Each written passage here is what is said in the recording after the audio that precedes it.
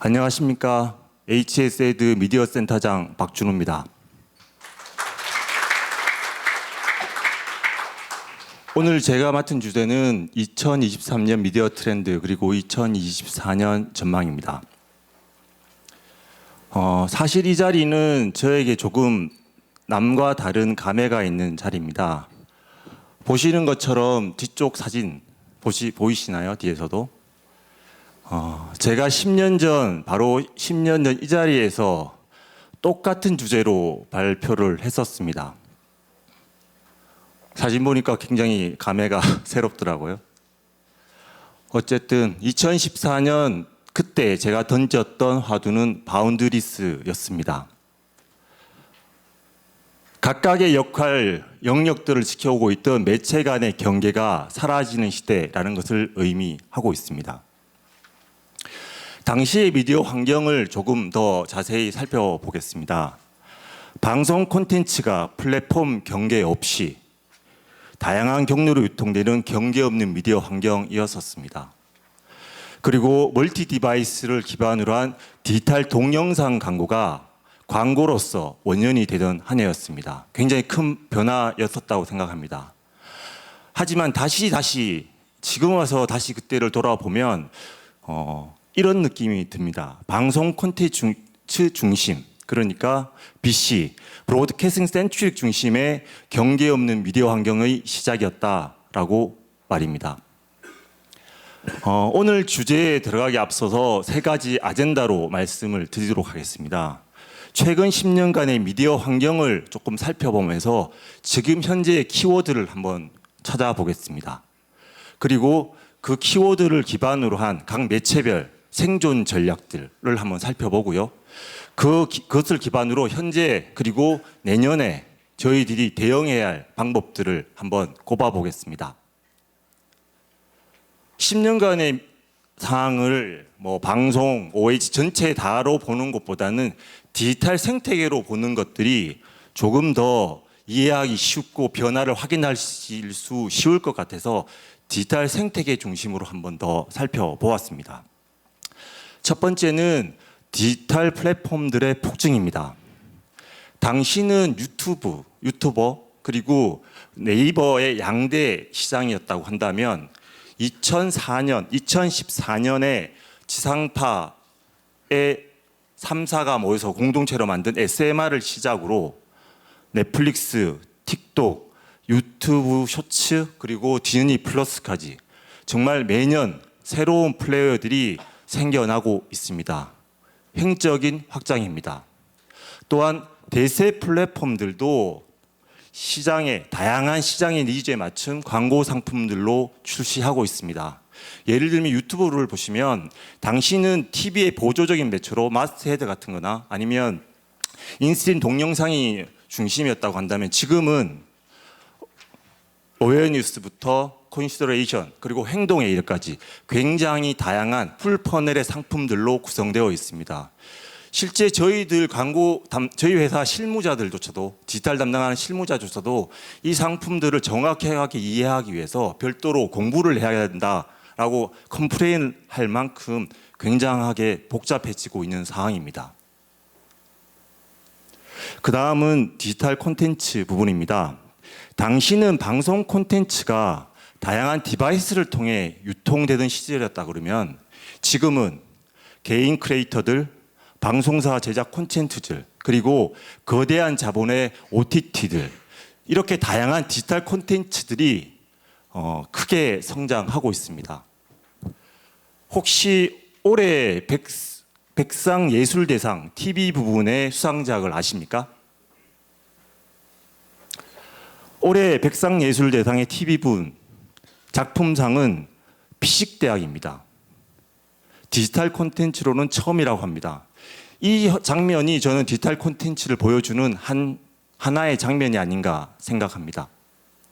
이렇게 만들어진 수많은 콘텐츠들이 각각의 구독자나 팬덤을 기반으로 해서 실시간 편성표, 즉 디지털 콘텐츠를 실시간 볼 수 있는 이런 실시간으로 사수해서 보는 이런 문화까지 형성되고 있다고 합니다. 실제로 저 같은 경우만 해도 아침 8시에 생방송으로 진행되는 유튜브의 증권 방송 3프로 TV를 보면서 출근하는 그런 버릇이 생겼습니다. 세 번째는 커지는 디지털 시장입니다. 14년 당시는 PC 중심으로 전체 총 광고비 중에 27%가 디지털이었었습니다. 하지만 23년 현재는 모바일 중심으로 디지털 점유율은 거의 60%에 근접하고 있는 것으로 예상됩니다. 지금 종대사에 계신 분들이라든지 아니면 브랜딩을 중심으로 한 광고주분들은 디지털의 이런 숫자가 체감되지 않는다라고 얘기하시는 분도 있습니다. 왜냐하면 이 숫자 안에는 네이버 검색 같은 것처럼 1인 사업자의 디지털 금액이 포함되어 있기 때문입니다. 하지만 최근 들어서는 종대사에서도 이런 디지털의 대세감들은 체감할 수 있습니다. 굉장히 고맙고 운 대행사 중에 한 회사긴 한데 제일기획 자료입니다. 제일기획은 매년 영역별로 자사의 영역별로 매출 총이익을 연도별로 발표를 하고 있습니다. ATL 비중, 디지털 비중, BTL 비중을 발표하는데요. 제가 10년 전 제일기획 AR 자료를 한번 찾아봤습니다. 당시 자료에는 디지털의 비중이 전체 총이익 중에 21%를 차지했습니다. 올 상반기 IR 자료에는 54%입니다. 반대로 ATL은 44%에서 16%로 줄어들었습니다. 사실 이 숫자는 그룹사의 해외 디지털 물량을 대행하고 있는 제일기획, 이노션, HSA들은 사실 해외 물량의 디지털이 포함되어 있기 때문에 조금은 그 부분을 감안하고 보셔야 되긴 하지만 연도별로 보면 10년 전에 절대 비교치로 보면 충분히 회사 내에서도 이런 디지털의 대세감을 체감할 수 있습니다. 보신 것처럼 2014년 이후의 10년간은 그러면 어떻게 규정해야 할까요? BC, AD인가요? 맞습니다.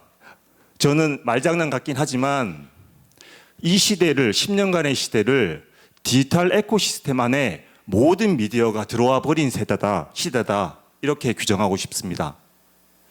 AD, Accelerating Digitalization, 디지털 가속화 시대. 자, 그러면 2014년 BC 시대에 아까 말씀드렸던 제가 바운드리스 말씀을 드렸었습니다만 그럼 AD 시대에 바운드리스 2.0의 특징들은 뭐가 있을까요? 일부러 예를 찾지 않아도 너무나 아시는 단어일 겁니다. 온라인, 오프라인의 경계 융화. 두 번째는 최근 9월에 LG전자가 이런 멘트를 날렸습니다. 이제 생활가전 제조사가 아니라 홈솔루션 플랫폼 회사다라고 선언했습니다. 이것은 비즈니스 간의 경계 융화라는 예로 들 수 있을 것 같습니다. 광고 업계에도 불어닥치고 있습니다. 엔비디아가 WPP와 협업해서 디지털 광고 콘텐츠를 만드는 생성형 AI 솔루션을 개발하겠다라고 선언했습니다. 이것은 광고업계 안에서 AI와 휴먼의 경계 융화 측면입니다. 이외에도 굉장히 많은 사례들은 있을 것 같습니다. 뒤쪽에 좀 더 데이터에 대한 얘기를 하겠지만 수많은 데이터의 경계 융화 등. 그러면 제가 뽑은 10년간의 변화에서 찾은 현재 키워드는 바로 이겁니다. 디지털 가속화 시대의 특징, 빅블러, 경계 융화로 뽑아보았습니다. 경계 융화를 사전적으로 찾아보면 이런 단어가 나옵니다. 변화의 속도가 빨라지면서 기존에 존재하던 것들의 경계가 불명확해지고 그리고 융합되어 가는 현상이다. 알듯 모를 듯 좀 그런 단어 같지 않습니까? 그래서 제가 이 단어를 그냥 제 나름대로 해석해 보았습니다. 제 마음으로. AD 시대의 빅블러는 미디어 업계 각각의 플레이어들이 생존하기 위해서 할 수 있는 건 다 해보는 것이라고 정의해 보았습니다. 그러면 두 번째 아젠다입니다. 2023년 현재 광고 AD 시절의 빅블러를 통한 매체별 생존 전략을 TV, OH, 디지털 순으로 각각 말씀드려 보겠습니다. 먼저 TV입니다. TV는 두 가지로 한번 나누어서 말씀드려 보겠습니다. 첫 번째는 데이터 결합을 통한 시너지 창출, 그리고 두 번째는 실시간이 아니라 비실시간 매체로 연결된 TV, CTV. 첫 번째 데이터 결합을 통한 시너지 창출 측면입니다. 아시는 것처럼 TV는 4,300가구 12,000명의 패널들로 구성된 실시간 시청률 데이터를 기반으로 TV 전략을 세우고 TV 집행에 대해서 계획을 세웁니다. 그리고 사후 집행도 그 결과에 따라서 분석해내서 보고하게 됩니다. 이 에코시스템 TV 시청률이란 그 위에다가 최근 들어서 구글 네이버의 브랜드 검색, 그리고 버즈량 데이터, 그리고 그 앱 검색 데이터, 이용 데이터, 그리고 각각 DMP에서 나오는 구매 데이터, 위치 데이터, 그리고 리스닝 마인드 같은 시스템을 통해서 검색 여정 데이터까지, 이런 수많은 데이터가 시청률과 결합해서 시너지를 창출해내고 있습니다. 예를 들면 TV 전략을 세울 때 검색량, 검색 여정, 사이트 유입량, DMP 데이터 등을 활용해 보면 얼마만큼의 광고 예산을 쓰는 게 좋을지, 그리고 어떤 채널에 집행되는 것들이 좋을지를 굉장히 다양하게 그리고 파워풀하게 만들어낼 수 있는 TV 전략을 현재는 수립해 낼 수 있습니다.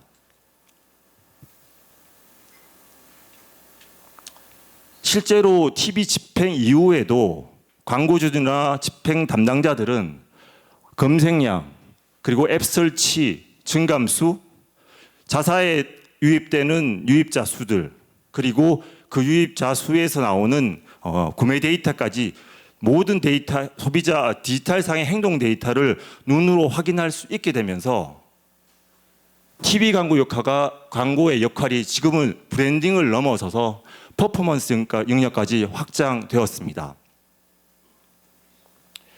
지금 부분이 TV와 디지털 데이터의 단순히 합쳐서 분석해내는 거라고 하면 조금은 다른 이야기가 최근 들어 나오기 시작했습니다.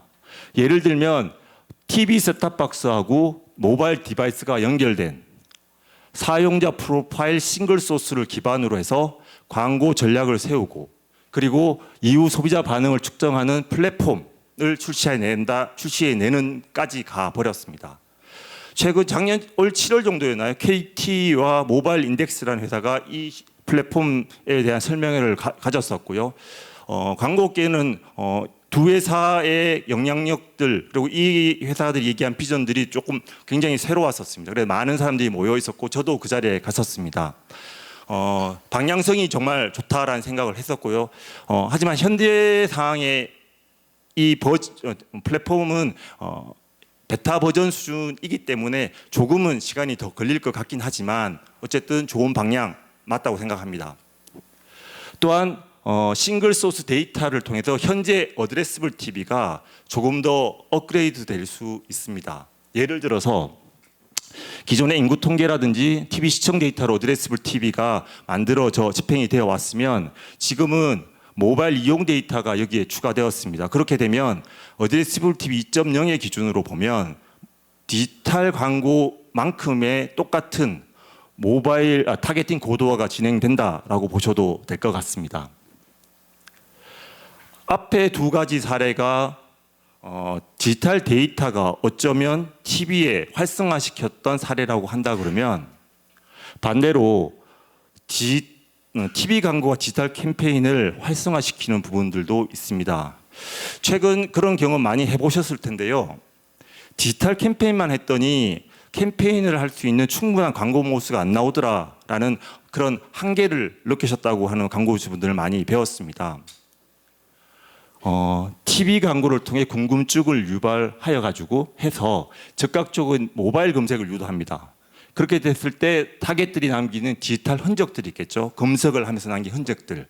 그 흔적을 다시 모바일 캠페인의 타겟 못으로 활용하는 그런 선순환들이 이루어지고 있습니다. 즉 TV 광고는 디지털 캠페인 활성화에 기여한다라는 것들도 명확해지고 있습니다. 두 번째 TV의 빅블러는 비실시간 매체로 연결된 CTV 부분입니다. 저는 요즘에 그 디즈니 플러스의 무빙을 TV 스크린으로만 봤습니다. 그리고 가능하면 넷플릭스도 지하철이나 이런 데서 모바일로 보는 것들이 아니라 TV 스크린, 집에서 TV 스크린으로 보고 있습니다. 저만 그런 건 아니죠. 사실 이렇게 기존의 TV가 지상파나 케이블의 실시간 매체를 넘어서서 비실시간으로 시청할 수 있는 커넥티브 TV로 이미 확장되었습니다. 유튜브, 넷플릭스의 국내 이용자 중에 30% 이상이 TV 스크린을 통해서 이용한다라는 결과가 나와 있습니다. 실제 이 숫자의 소스를 확인해 보니까 2022년 말에 나온 데이터이기 때문에 이 자료가 현재 버전으로 땡겨오면 아마도 30% 이상이 이렇게 보고 있겠죠. 미국은 더 심한 것 같습니다. 코드 커팅 비율이 높다라는 얘기가 많죠, 미국은. 그래서 코드 커팅 비율이 높은 미국의 경우는 보시다시피 CTV의 전체 TV를 보는 시청 시간 중에 CTV를 보는 시간이 40%를 차지한다고 합니다. 그리고 전체 광고비 중에 CTV를 통해서 나오는 광고비가 총 40% 넘어간다고 합니다. 한국 역시 이 방향으로 가겠죠.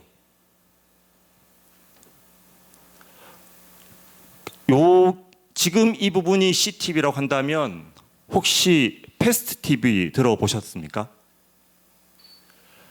패스트 TV라는 것은 광고 기반의 스트리밍 서비스를 이야기합니다. 지금 삼성전자, LG전자는 자신들의 TV 스크린 안에 자신들만의 독자적인 플랫폼을 구축해서 거기서 수익 창출을 모색하고 있습니다. 그것이 바로 지금 이야기하는 패스트 TV라고 보시면 되겠습니다. 지금 한국에서는 이 패스트 TV가 굉장히 시작 단계죠. 거의 광고를 집행하는 분은 삼성전자나 LG전자 정도이지 않을까요? 하지만 글로벌리 지금 삼성 채널, LG 채널 커버리지는 굉장히 크고요. 그리고 국내도 이 방향이 그렇게 갈 수 있기 때문에 굉장히 눈여겨봐야 할 채널이 아닌가 생각합니다.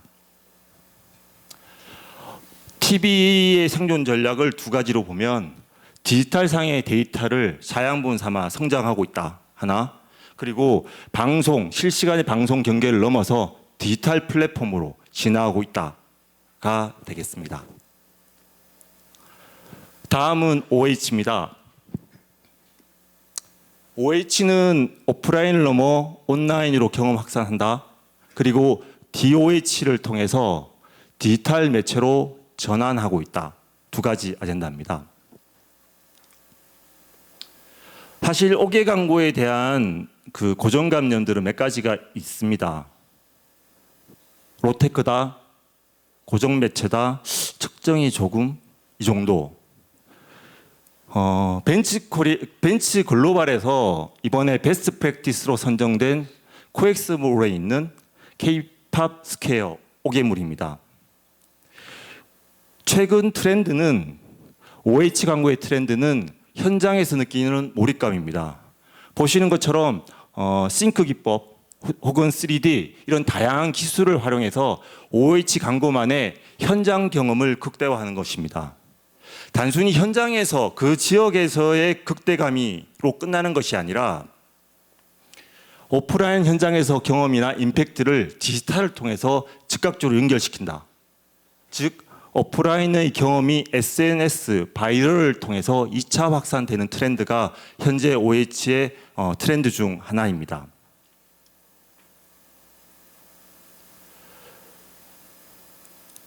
혹시 이 동영상 보셨는지 모르겠습니다.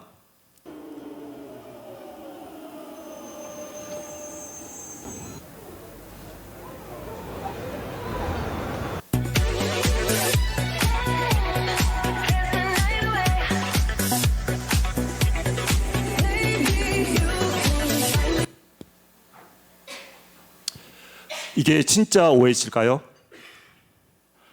이건 페이크 OH입니다. 찾아본 자료에 의하면 해외 비주얼 아티스트 그리고 브랜드가 협업했던 사례라고 합니다. 즉 가상의 OH를 만들어서 이것을 온라인으로 확산시키는 페이크 OH. 단순히 만드는 게 중요한 게 아니라 확산시킨 데 의미를 뒀다라는 걸로 참신한 아이디어라고 생각합니다.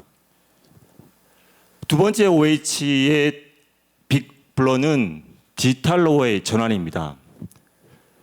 최근에 데이터 기반 타겟팅 그리고 효과 측정에 강점이 있는 데이터 테크 솔루션 기업들이 OH 시장에 진입하고 있습니다.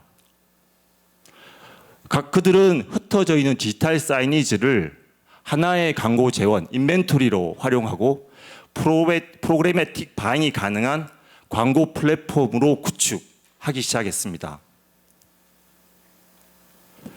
실제로 저희 회사에서 최근에 영입된 광고주에게 저희들이 제안했던 케이스입니다. API 연동 타겟팅 그리고 실시간 소재를 세팅하고 광고 데이터까지 분석하는 것을 제안 드렸습니다. 저희들이 이것들을 제안하면서 느낀 점은 DOH는 이제 진짜 퍼포먼스까지 가능한 디지털 매체로 전환 중에 있구나라는 것들을 체감했습니다.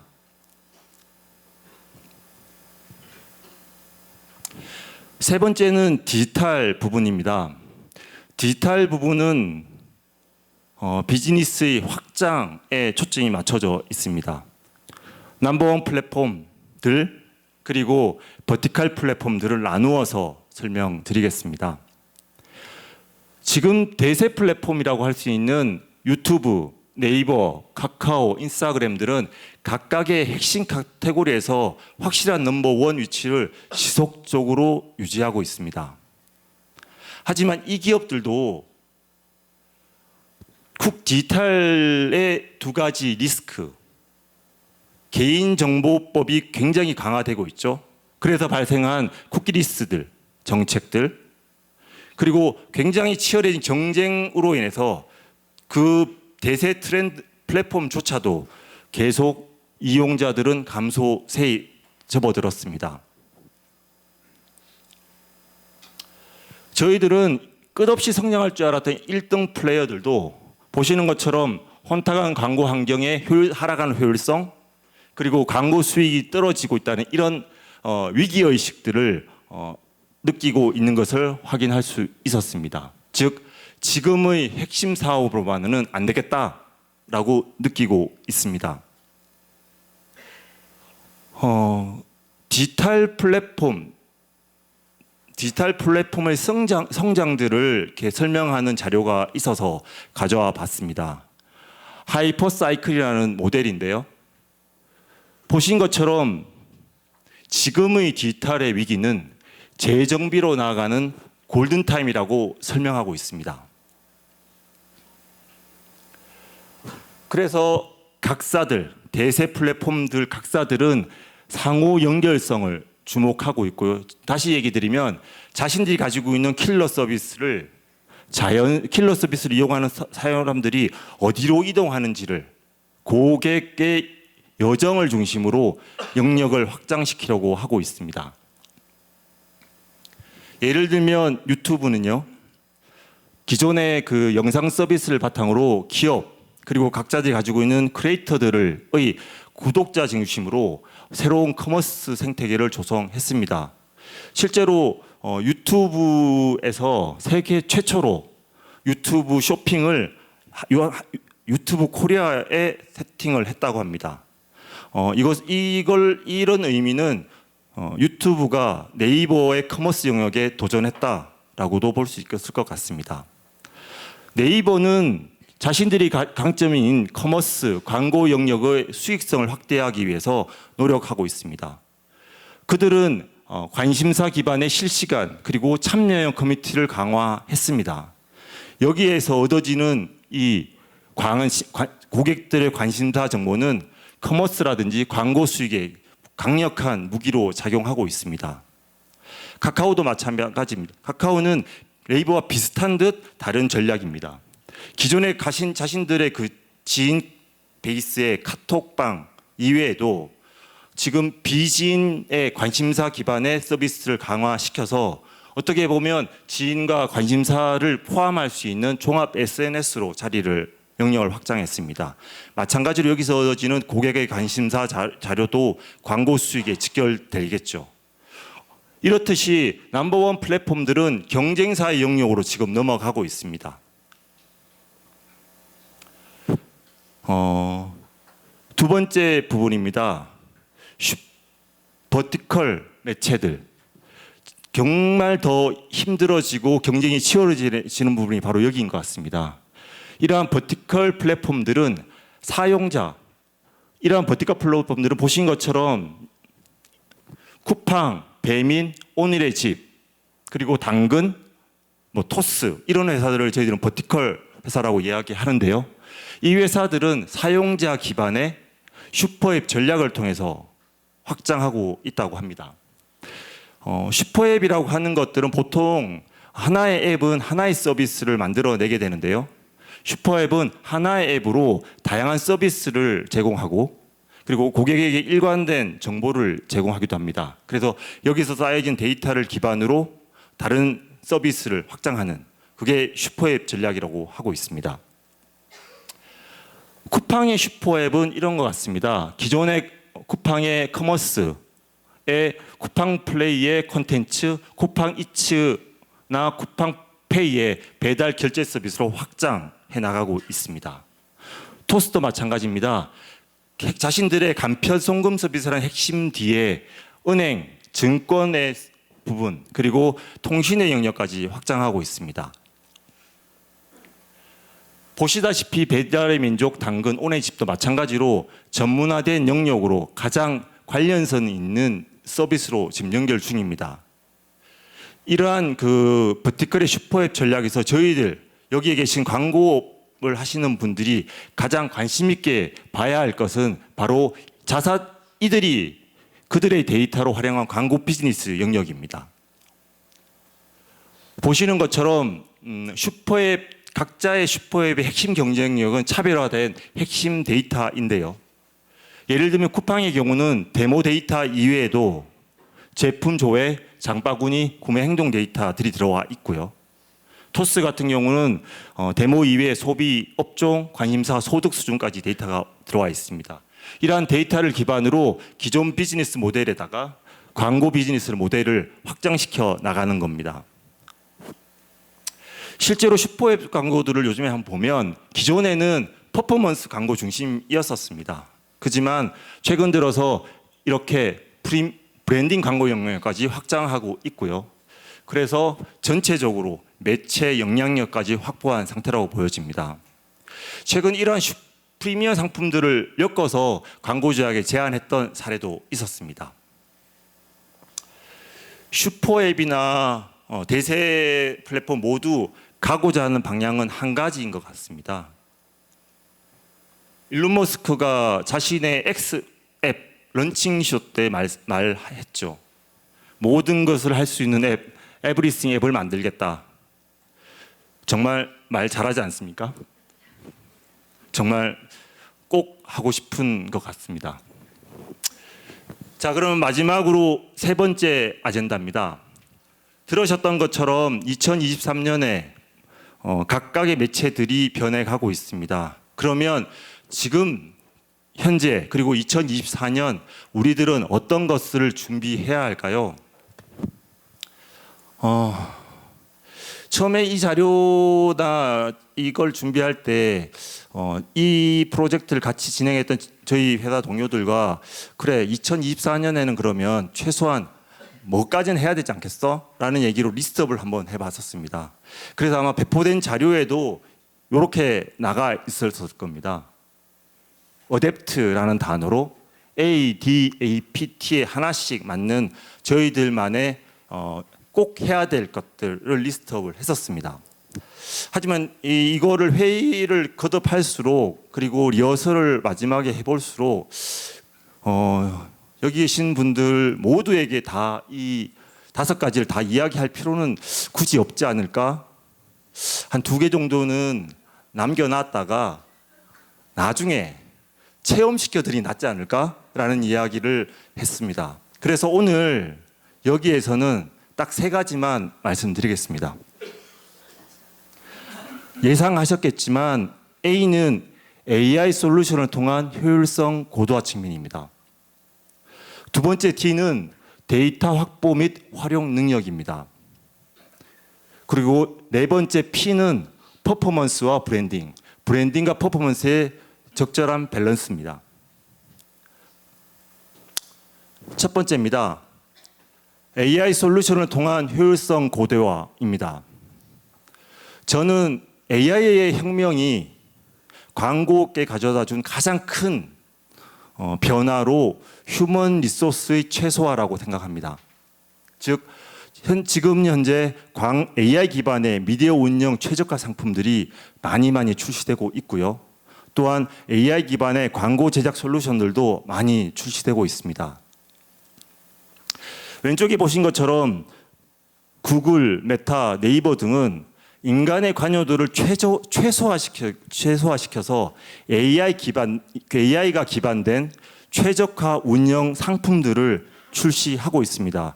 각 회사들은 이 상품들을 조금씩 써보면서 생각보다 성과가 잘 나는데 라는 정도까지 와 있는 상태입니다. 저는 미디어 집행에 있어서 이런 상품들, 이런 AI가 투입 리소스를 많이 줄여줄 수 있을 것이라고 기대합니다.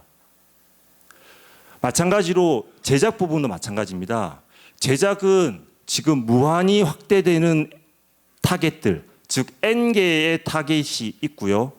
그리고 거기에 맞는 N개의 광고 소재들이 제작되어야 되는 상황입니다. 그러면 이 N개의 소재를 사람이 다 만들기는 너무 어렵지 않겠습니까? 그래서 AI 기반의 광고 제작 솔루션들이 속속 출시되고 있습니다. 실제로 앞서 잠깐 말씀을 드렸지만 WPP가 엔비디아와 이런 AI 기반의 솔루션들을 개발한다라고 이야기했고요. 나머지 글로벌 에이전시도 그렇게 가고 있습니다. 마찬가지로 HS에도 이 분야에 굉장히 많은 투자를 지금 하고 있고요. 아마도 내년 초에는 굉장히 좋은 소식을 전해드릴 수 있을 거라고 기대하고 있습니다. 2번째는 데이터 확보 및 활용 능력 부분입니다. 데이터 얘기를 하면 아까도 제가 굉장히 많은 데이터들 많이 이야기 드렸습니다. 그리고 아래 보는 이 데이터 셋들은 현재 2023년 현재 HS에드가 쓰고 있는 데이터들입니다. 굉장히 많지 않나요? 근데 2024년에는 이보다 더 많아질 겁니다. 확실히. 그러면 저희 2024년에 준비해야 될 것은 이런 것 같아요. 누가 더 엣지 있는 데이터를 획득하고 통합하여 잘 활용할 것인가. 그리고 특히 그 데이터를 통해서 의미 있는 인사이트를 찾아내는 핵심 역량들을 키워나가야 될 것 같습니다. HS에드는 모바일 데이터의 강점이 있는 IG웍스 그리고 좀 전에 말씀드렸던 금융 관련 데이터, 사용 이용자 데이터가 굉장히 많은 토스와 데이터 협업에 관한 협업 MOU를 체결했습니다. 그리고 국내 최대 리테일 회사와 이런 MOU를 현재 진행 중에 있습니다. 제가 생각하는 부분은 이렇습니다. 그 많은 데이터들 중에 어떻게 활용할 것인가?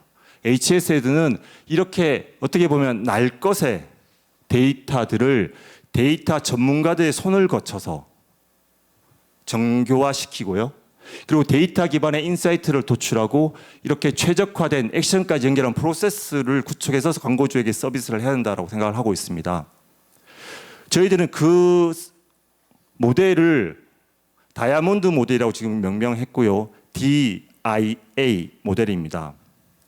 근데 사실 이 모델을 제가 처음에 어떤 분한테 회사 위에 어떤 분한테 설명을 드리러 다이아몬드 모델을 제가 한번 고민하고 있습니다. 그랬더니 그분 하시는 말이 다이아몬드면 7단계가 되어야 되지 않나요?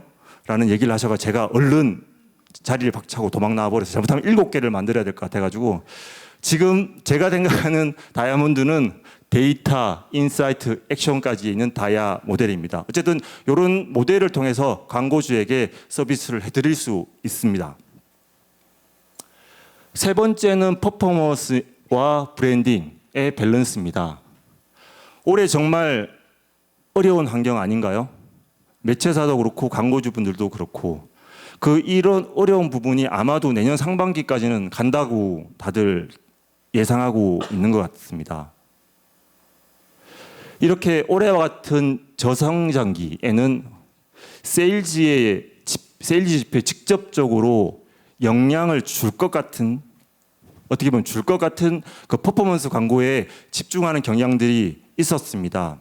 사실 그거는 인지상정 같습니다. 급한데 먼저 써야 되는 것들.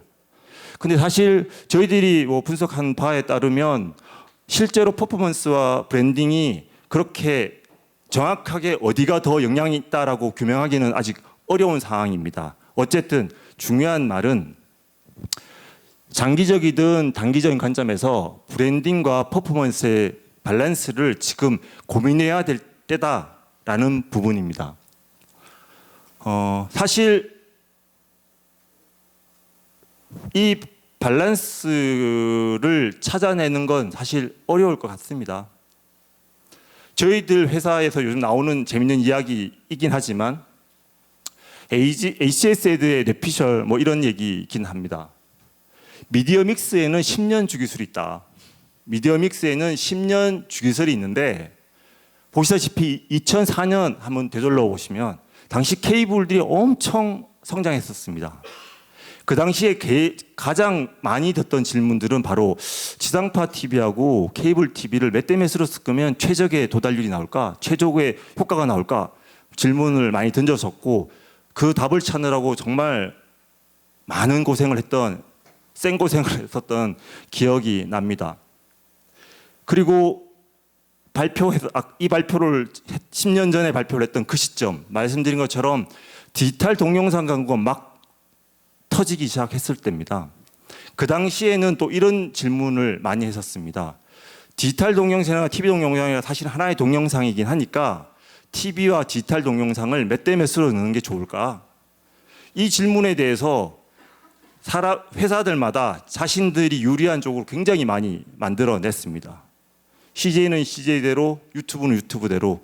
하지만 대행사는 또 굉장히 뉴트럴하게 보려고 생각도 많이 했었겠죠. 어쨌든 그런 식으로 답을 찾아냈던 시점이었다고 하면 올해 지금 그리고 2024년에 광고주들이 가장 많이 질문할 내용은 아마도 자신들이 정한 캠페인의 성과를 달성하기 위해서 브랜딩 캠페인과 브랜딩 광고와 퍼포먼스 광고를 몇 대 몇으로 섞는 것이 좋을까요? 이런 질문 아닐까요? 저는 단언컨대 그런 답은 없다고 생각합니다만 하지만 단초는 있을 수 있을 것 같습니다. 단초는 아까 말씀드린 것처럼 디지털상에 굉장히 많은 소비자 행동 데이터에서 그 데이터의 단초를 찾아볼 수 있을 것 같고요. 이런 답을 찾기 위해서 아마도 저희 회사도 그렇지만 다른 에이전시들도 지금쯤 노력하고 있는 걸로 알고 있습니다. 자, 길고 긴 이야기 들어주셔서 감사합니다. 말씀드린 것처럼 오늘은 3가지만 말씀드린 걸로 마무리하고 2가지는 준비되어 있지만 실제로 혹시라도 저희 회사와 협업을 하게 된다면 한번 체험시켜 주는 걸로 한번 해보는 걸로 하겠습니다. 이상입니다.